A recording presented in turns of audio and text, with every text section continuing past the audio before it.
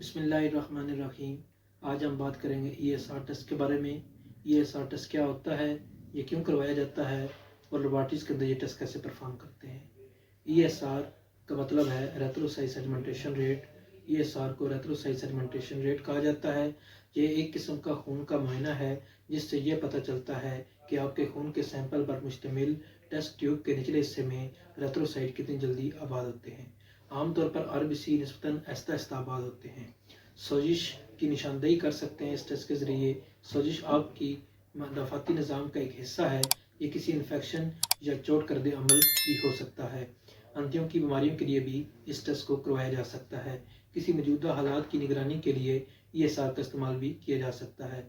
Sir दर्द, बुखार, वज़न में कमी, भूख का ना लगना, गर्दन में दर्द और खून की कमी, इन सब अलामात में डॉक्टर साहबान ये टेस्ट रिकमेंड कर सकते हैं। इसके अलावा ESR टेस्ट ऐसा टेस्ट है जो कई टेस्टों के साथ डॉक्टर साहबान करवा सकते हैं।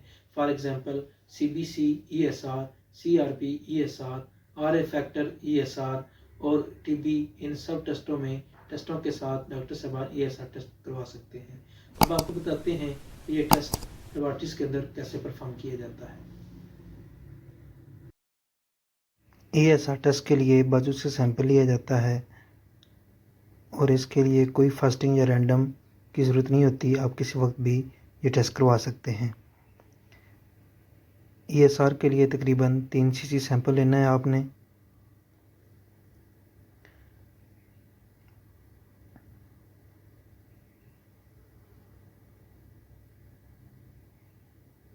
ESR के लिए बाजू से सैंपल लिया जाता है और 3 cc सैंपल रिक्वायर्ड होता है ESR टेस्ट के लिए।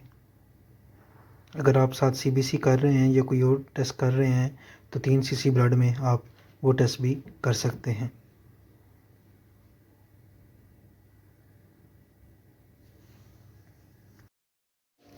जी, तो अब हमने सैंपल ले लिया है।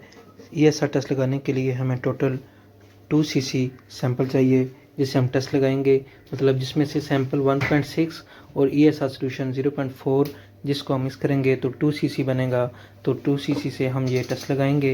ये 3 cc सिरिंज है। 3 cc सिरिंज का एक पॉइंट शो करता है। मतलब 1 cc के बाद जो उसका पॉइंट होता है वो एक पॉइंट ही शो करता है। अगर 5 cc सिरिंज है तो उसका एक पॉइंट 2 पॉइंट शो करेगा। मतलब आपके पास टेस्ट ट्यूब नहीं है, ESR वायल नहीं है तो आप सिरिंज के ज़रिए भी उसकी जांच कर सकते हैं। अगर ऐसे आपको नहीं समझ आती तो फिर आप एडजस्टर के ज़रिए 1600 माइक्रोलीटर ब्लड लेंगे और 400 माइक्रोलीटर सॉल्यूशन लेंगे। अब हमने 3 cc सिरिंज के ज़रिए 1.6 सेलेक्ट करके मतलब 1 cc और आगे 6 पॉइंट हमने शुमार करने हैं और 1600 मतलब 1.6 सैंपल लेना है और उसके बाद टेस्ट लगाना है। जी, ये अब हमने 1.6 डाल दिया है। ये ESR सोल्यूशन है और इसके ज़रिए टेस्ट लगाया जाता है। अगर ESR वायल के अंदर तो ESR सोल्यूशन पहले से मौजूद होता है और अगर आपके पास ESR वायल नहीं है तो आप ESR सोल्यूशन इस्तेमाल करेंगे। एडजस्टर पे 400 माइक्रोलीटर हमने सेलेक्ट कर लिया है। ESR सोल्यूशन हम 400 माइक्रोलीटर लेंगे और टेस्ट ट्यूब में डालेंगे, ब्लड के अंदर मिक्स करेंगे।